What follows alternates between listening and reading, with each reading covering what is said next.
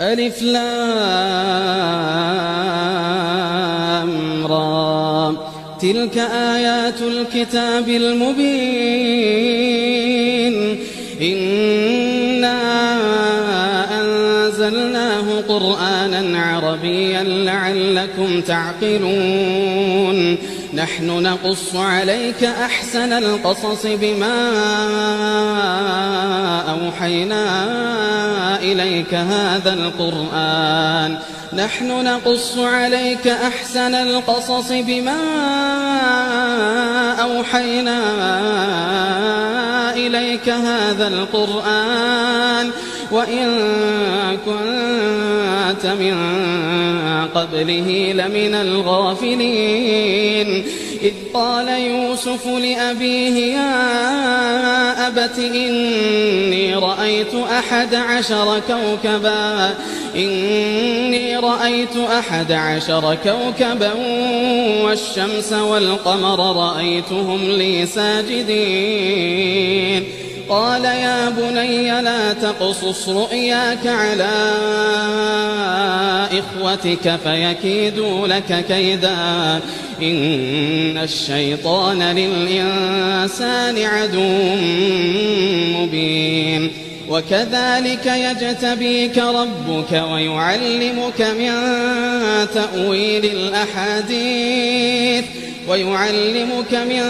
تأويل الأحاديث ويتم نعمته عليك وعلى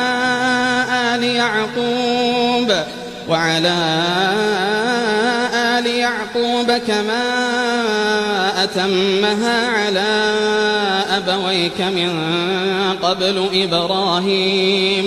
كما أتمها على أبويك من قبل إبراهيم وإسحاق إن ربك عليم حكيم لقد كان في يوسف وإخوته آيات للسائلين إذ قالوا ليوسف وأخوه أحب إلى أبينا منا ونحن عصبة إن أبانا لفي ضلال مبين اقتلوا يوسف أو اطرحوه أرضا يخل لكم وجه أبيكم وتكونوا من بعده قوما صالحين قال قائل منهم لا تقتلوا يوسف وألقوه في غيابة الجب يلتقطه بعض السيارة إن كنتم فاعلين قالوا يا أبانا ما لك لا تأمنا على يوسف وإنا له لناصحون أرسله معنا غدا يرتع ويلعب وإنا له لحافظون قال إني ليحزنني أن تذهبوا به وأخاف أن يأكله الذئب وأنتم عنه غافلون قالوا لئن أكله الذئب ونحن عصبة إنا إذا لخاسرون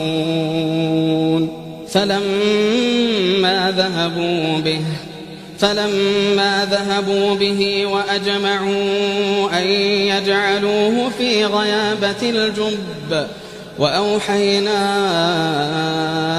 إليه لتنبئنهم بأمرهم هذا وهم لا يشعرون وجاءوا أباهم عشاء يبكون قالوا يا أبانا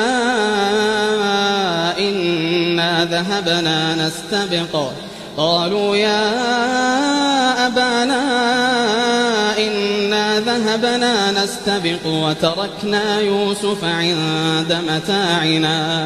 وتركنا يوسف عند متاعنا فأكله الذئب وما أنت بمؤمن لنا ولو كنا صادقين وجاءوا على قميصه بدم كذبا قال بل سولت لكم أنفسكم أمرا فصبر جميل قال بل سولت لكم أنفسكم أمرا فصبر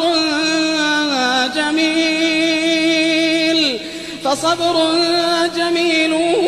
والله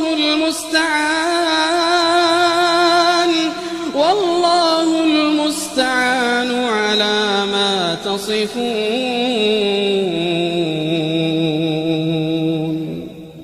وجاءت سيارة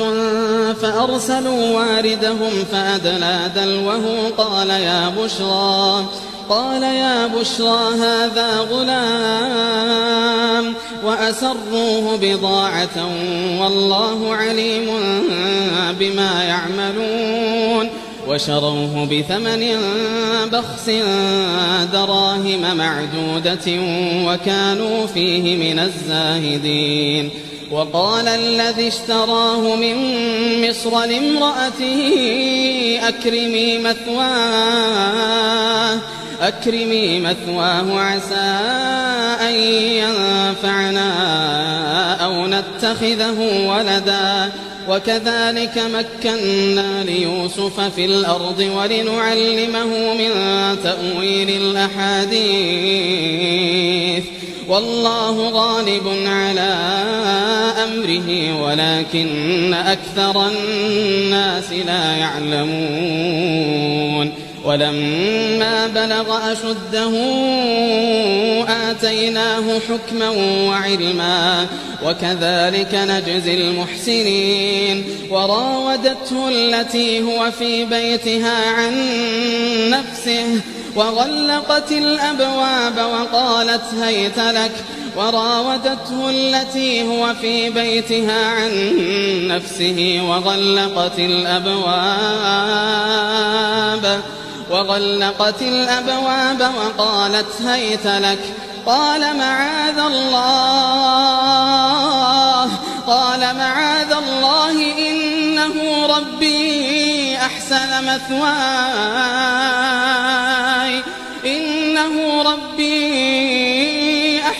مثواي إنه لا يفلح الظالمون. ولقد همت به وهم بها لولا أن رأى برهان ربه كذلك لنصرف عنه السوء والفحشاء إنه من عبادنا المخلصين. واستبق الباب وقدت قميصه من دبر وألف يا سيدها لدى الباب قالت ما جزاء من أراد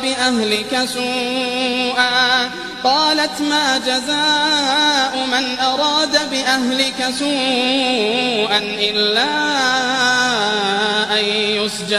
إلا أن يسجن أو عذاب أليم. قال هي راودتني عن نفسي وشهد شاهد من أهلها إن كان قميصه قد من قبل فصدقت وهو من الكاذبين وإن كان قميصه قد من دبر فكذبت وهو من الصادقين. فلما رأى قميصه قد من دبر قال إنه من كيدكن إن كيدكن عظيم. يوسف أعرض عن هذا واستغفري لذنبك إنك كنت من الخاطئين.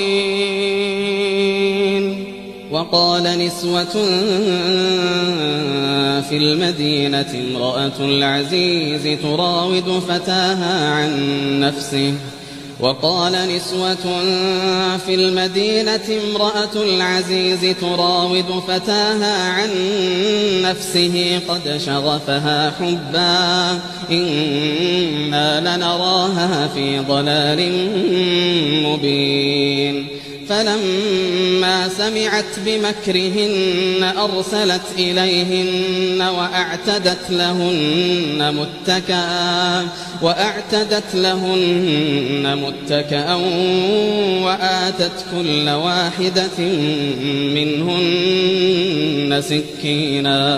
وآتت كل واحدة منهن سكينا وقالت اخرج عليهن فلما رأينه أكبرنه وقطعن أيديهن وقلن حاش لله ما هذا بشرا فلما رأينه أكبرنه وقطعن أيديهن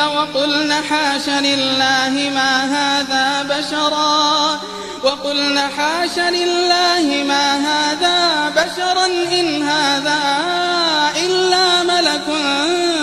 كريم قالت فذلكن الذي لمتنني فيه ولقد راودته عن نفسه فاستعصم ولئن لم يفعل ما آمره ليسجنن وليكونن من الصاغرين قال رب السجن أحب إلي مما يدعونني إليه وإلا تصرف عني كيدهن أصب إليهن وأكن من الجاهلين فاستجاب له ربه فصرف عنه كيدهن إنه هو السميع العليم ثم بدا لهم من بعد ما رأوا الآيات ليسجننه حتى حين ودخل معه السجن فتيان قال أحدهما إني أراني أعصر خمرا وقال الآخر إني أراني أحمل فوق رأسي خبزا تأكل الطير منه نبئنا بتأويله إنا نراك من المحسنين قال لا يأتيكما طعام ترزقانه إلا نبأتكما بتأويله قبل أن يأتيكما ذلكما مما علمني ربي إني تركت ملة قوم لا يؤمنون بالله وهم بالآخرة هم كافرون واتبعت ملة آبائي إبراهيم وإسحاق ويعقوب ما كان لنا أن نشرك بالله من شيء ذلك من فضل الله علينا وعلى الناس ولكن أكثر الناس لا يشكرون يا صاحبي السجن أأرباب متفرقون خير أم الله الواحد القهار ما تعبدون من دونه إلا أسماء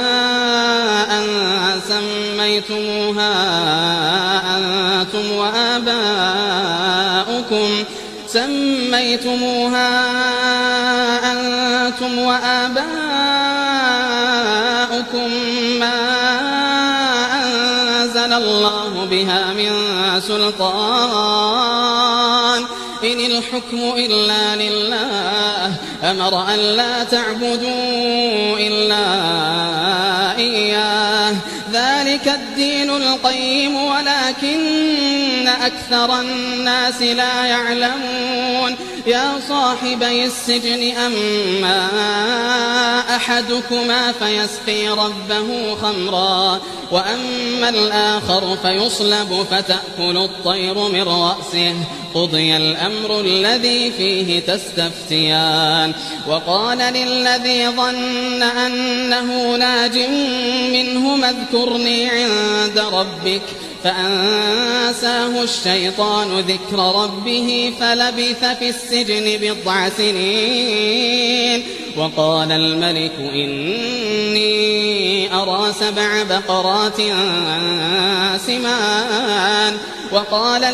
إني أرى 7 بقرات سمان يأكلهن 7 عجاف و7 سنبلات خضر وأخر يابسات يا أيها الملأ أفتوني في رؤياي إن كنتم للرؤيا تعبرون قالوا أضغاث أحلام وما نحن بتأويل الأحلام بعالمين وقال الذي نجا منهما وادكر بعد أمة أنا أنبئكم بتأويله فأرسلون يوسف أيها الصديق أفتنا في 7 بقرات سمان يأكلهن 7 عجاف و7 سنبلات خضر وأخر يابسات لعلي أرجع إلى الناس لعلهم يعلمون قال تزرعون 7 سنين دأبا فما حصدتم فذروه في سنبله إلا قليلا مما تأكلون ثم يأتي من بعد ذلك 7 شداد يأكلن ما قدمتم لهن إلا قليلا مما تحصنون ثم يأتي من بعد ذلك عام فيه يغاث الناس وفيه يعصرون وقال الملك ائتوني به فلما جاءه الرسول قال ارجع إلى ربك فاسأله ما بال النسوة اللاتي قطعن أيديهن إن ربي بكيدهن عليم قال ما خطبكن إذ راوتن يوسف عن نفسه قلن حاش لله ما علمنا عليه من سوء قالت امرأة العزيز الآن حصحص الحق أنا راودته عن نفسه وإنه لمن الصادقين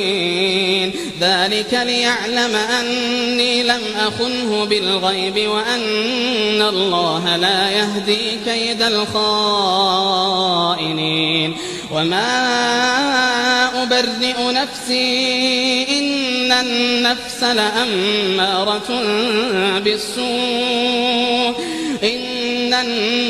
لأمارة بالسوء إلا ما رحم ربي إن ربي غفور رحيم وقال الملك ائتوني به أستخلصه لنفسي فلما كلمه قال إنك اليوم لدينا مكين أمين قال اجعلني على خزائن الأرض إني حفيظ عليم وكذلك مكنا ليوسف في الأرض يتبوأ منها حيث يشاء نصيب برحمتنا من نشاء ولا نضيع أجر المحسنين ولأجر الآخرة خير للذين آمنوا وكانوا يتقون وجاء إخوة يوسف فدخلوا عليه فعرفهم وهم له منكرون ولما جهزهم بجهازهم قال ائتوني بأخ لكم من أبيكم ألا ترون أني أوفي الكيل وأنا خير المنزلين فإن لم تأتوني به فلا كيل لكم عندي ولا تقربون قالوا سنراود عنه أباه وإنا لفاعلون وقال لفتيانه اجعلوا بضاعتهم في رحالهم لعلهم يعرفونها إذا انقلبوا إلى أهلهم لعلهم يرجعون فلما رجعوا إلى أبيهم قالوا يا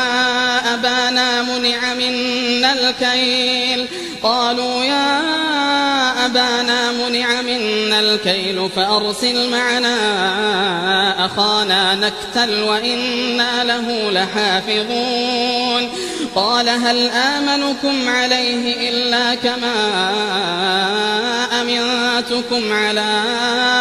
أخيه من قبل فالله خير حافظا وهو أرحم الراحمين ولما فتحوا متاعهم وجدوا بضاعتهم ردت إليهم قالوا يا أبانا ما نبغي هذه بضاعتنا ردت إلينا ونمير أهلنا ونحفظ أخانا ونزداد كيل بعير ذلك كيل يسير قال لن أرسله معكم حتى تؤتون موثقا من الله لتأتونني به إلا أن يحاط بكم فلما آتوه موثقهم قال الله على ما نقول وكيل وقال يا بني لا تدخلوا من باب واحد وادخلوا من أبواب متفرقة وما أغني عنكم من الله من شيء إن الحكم إلا لله عليه توكلت وعليه فليتوكل المتوكلون ولما دخلوا من حيث أمرهم أبوهم ما كان يغني عنهم من الله من شيء إلا حاجة في نفس يعقوب قضاها وإنه لذو علم لما علمناه ولكن أكثر الناس لا يعلمون ولما دخلوا على يوسف آوى إليه أخاه قال إني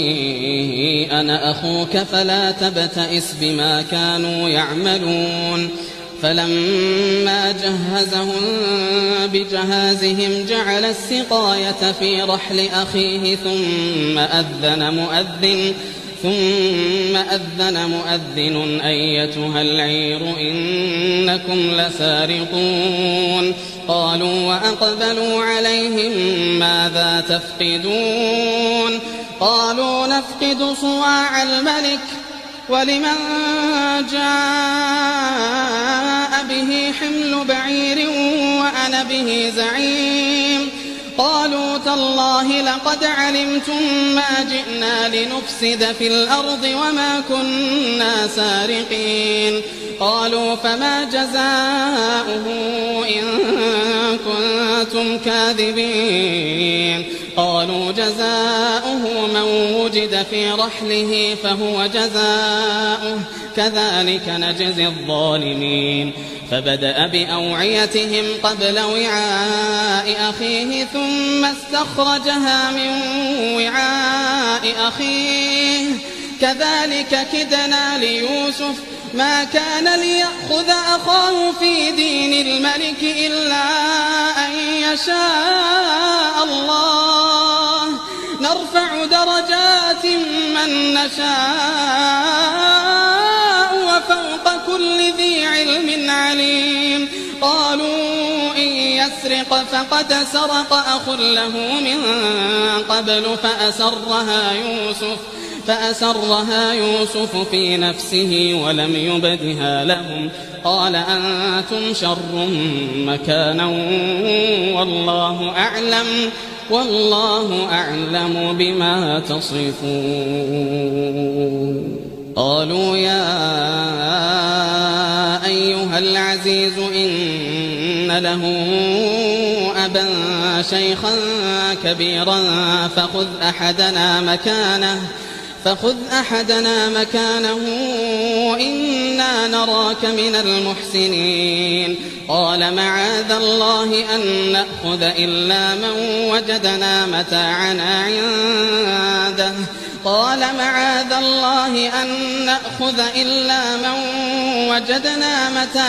عنده إنا إذا لظالمون. فلما استيئسوا منه خلصوا نجيا. قال كبيرهم ألم تعلموا أن أباكم قد أخذ عليكم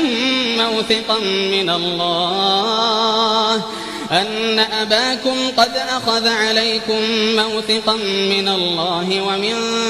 قبل ما فرطتم في يوسف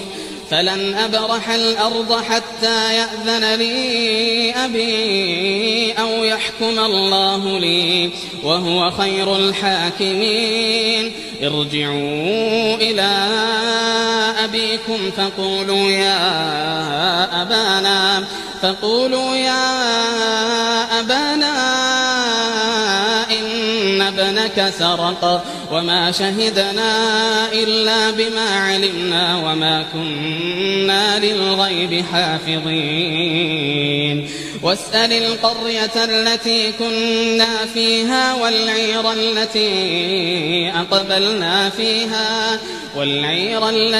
أقبلنا فيها وإنا لصادقون. قال بل سولت لكم أنفسكم أمرا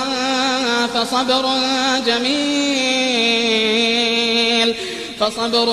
جميل عسى الله أن يأتيني بهم جميعا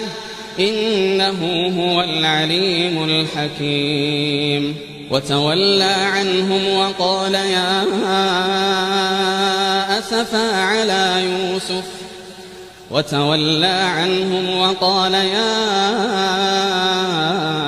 أسفا على يوسف وابيضت عيناه من الحزن فهو كظيم. قالوا تالله تفتأ تذكر يوسف حتى تكون حرضا أو تكون من الهالكين. قال إنما أشكو بثي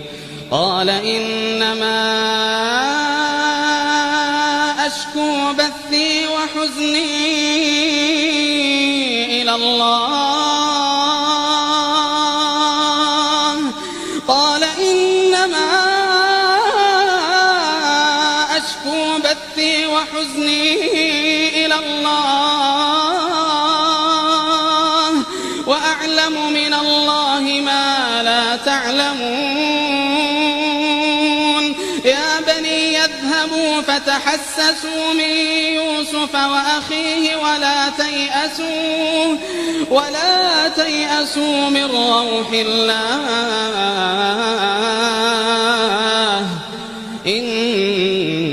إنه لا ييأس من روح الله إلا القوم الكافرون.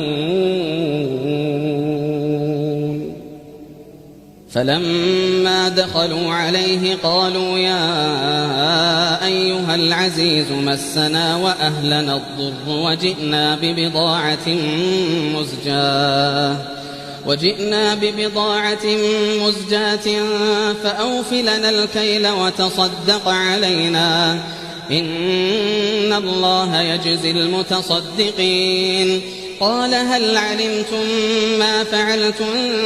بيوسف وأخيه إذ أنتم جاهلون قالوا أئنك لأنت يوسف قال أنا يوسف وهذا أخي قال أنا يوسف وهذا أخي قد من الله علينا إنه من يتق ويصبر فإن الله لا يضيع أجر المحسنين قالوا تالله لقد آثرك الله علينا وإن كنا لخاطئين قال لا تثريب عليكم اليوم يغفر الله لكم وهو أرحم الراحمين اذهبوا بقميصي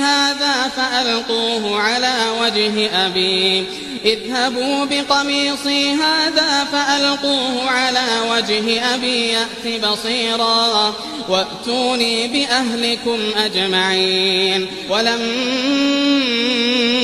فصلت العير قال أبوهم إني لأجد ريح يوسف لولا أن تفندون قالوا تالله إنك لفي ضلالك القديم فلما أن جاء البشير ألقاه على وجهه فارتد بصيرا قال ألم أقل لكم إني أعلم من الله ما لا تعلمون قالوا يا أبانا استغفر لنا ذنوبنا إنا كنا خاطئين قال سوف أستغفر لكم ربي إنه هو الغفور الرحيم فلما دخلوا على يوسف آوى إليه أبويه وقال ادخلوا مصر إن شاء الله آمنين ورفع أبويه على العرش وخروا له سجدا وقال يا أبت هذا تأويل رؤياي من قبل قد جعلها ربي حقا وقد أحسن بي إذ أخرجني من السجن وجاء بكم من البدو من بعد أن نزغ الشيطان بيني وبين إخوتي إن ربي لطيف لما يشاء إنه هو العليم الحكيم رب قد آتيتني من الملك وعلمتني من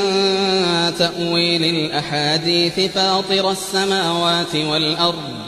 أنت ولي في الدنيا والآخرة توفني مسلما وألحقني بالصالحين ذلك من أنباء الغيب نوحيه إليك وما كنت لديهم إذ أجمعوا أمرهم وهم يمكرون وما أكثر الناس ولو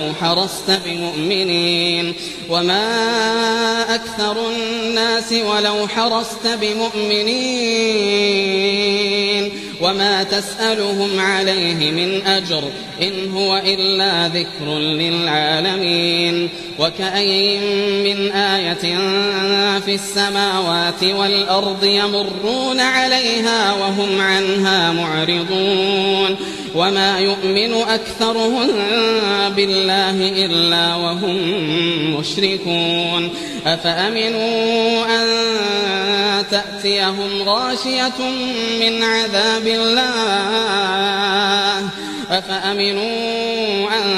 تأتيهم غاشية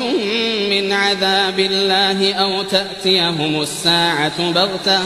أو تأتيهم الساعة بغتة وهم لا يشعرون قل هذه سبيلي أدعو إلى الله على بصيرة أنا ومن اتبعني وسبحان الله وما أنا من المشركين وما أرسلنا من قبلك إلا رجالا نوحي إليهم من أهل القرى أفلم يسيروا في الأرض فينظروا كيف كان عاقبة الذين من قبلهم ولدار الآخرة خير للذين اتقوا أفلا تعقلون حتى إذا استيأس الرسل وظنوا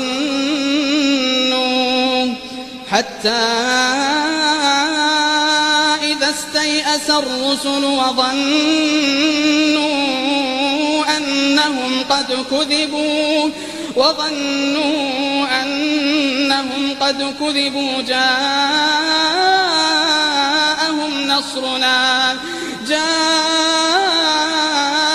نصرنا فنجي من نشاء حتى إذا استيأس الرسل وظنوا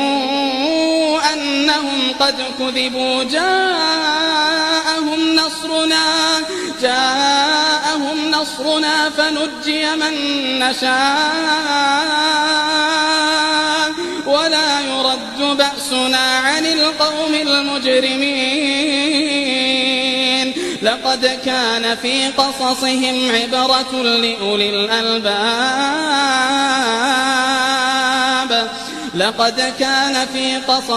عبرة لأولي الألباب ما كان حديثا يفترى ولكن تصديق الذي بين يديه